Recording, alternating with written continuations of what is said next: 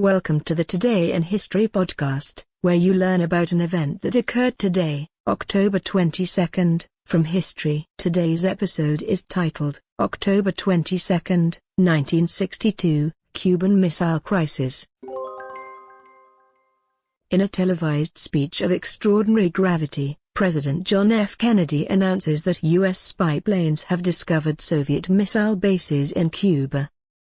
These missile sites, under construction but nearing completion, housed medium-range missiles capable of striking a number of major cities in the United States, including Washington, D.C. Kennedy announced that he was ordering a naval quarantine of Cuba to prevent Soviet ships from transporting any more offensive weapons to the island and explained that the United States would not tolerate the existence of the missile sites currently in place. The president made it clear that America would not stop short of military action to end what he called a clandestine, reckless, and provocative threat to world peace. What is known as the Cuban Missile Crisis actually began on October 15, 1962, the day that U.S. intelligence personnel analyzing U-2 spy plane data discovered that the Soviets were building medium-range missile sites in Cuba. The next day, President Kennedy secretly convened an emergency meeting of his senior military, political, and diplomatic advisers to discuss the ominous development. The group became known as EXCOM, short for Executive Committee.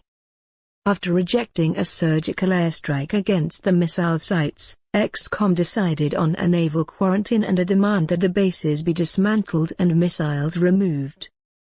On the night of October 22, Kennedy went on national television to announce his decision. During the next 6 days, the crisis escalated to a breaking point as the world tottered on the brink of nuclear war between the two superpowers. On October 23, the quarantine of Cuba began, but Kennedy decided to give Soviet leader Nikita Khrushchev more time to consider the U.S. action by pulling the quarantine line back 500 miles. By October 24, Soviet ships en route to Cuba capable of carrying military cargoes appeared to have slowed down, altered, or reversed their course as they approached the quarantine, with the exception of one ship, the tanker Bucharest. At the request of more than 40 non-aligned nations, UN Secretary-General U Thant sent private appeals to Kennedy and Khrushchev, urging that their governments refrain from any action that may aggravate the situation and bring with it the risk of war. At the direction of the Joint Chiefs of Staff, U.S. military forces went to DEFCON 2, the highest military alert ever reached in the post-war era, as military commanders prepared for full-scale war with the Soviet Union. On October 25, the aircraft carrier USS Essex and the destroyer USS Gearing attempted to intercept the Soviet tanker Bucharest as it crossed over the U.S. quarantine of Cuba.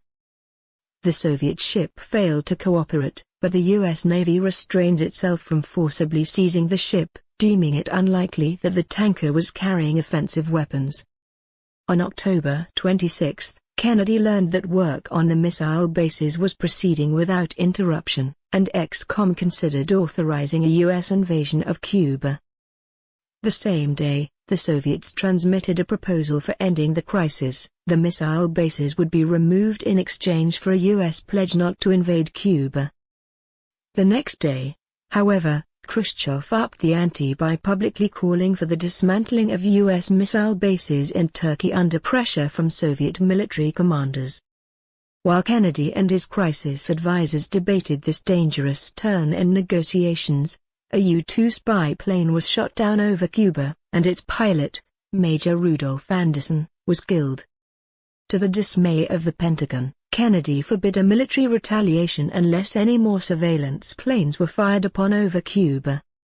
To defuse the worsening crisis, Kennedy and his advisers agreed to dismantle the U.S. missile sites in Turkey but at a later date, in order to prevent the protest of Turkey, a key NATO member. On October 28, Khrushchev announced his government's intent to dismantle and remove all offensive Soviet weapons in Cuba. With the airing of the public message on Radio Moscow, the USSR confirmed its willingness to proceed with the solution secretly proposed by the Americans the day before.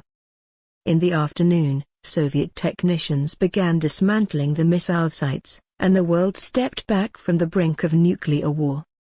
The Cuban Missile Crisis was effectively over.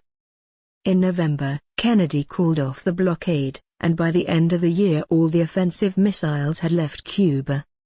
Soon after, the United States quietly removed its missiles from Turkey. The Cuban Missile Crisis seemed at the time a clear victory for the United States, but Cuba emerged from the episode with a much greater sense of security.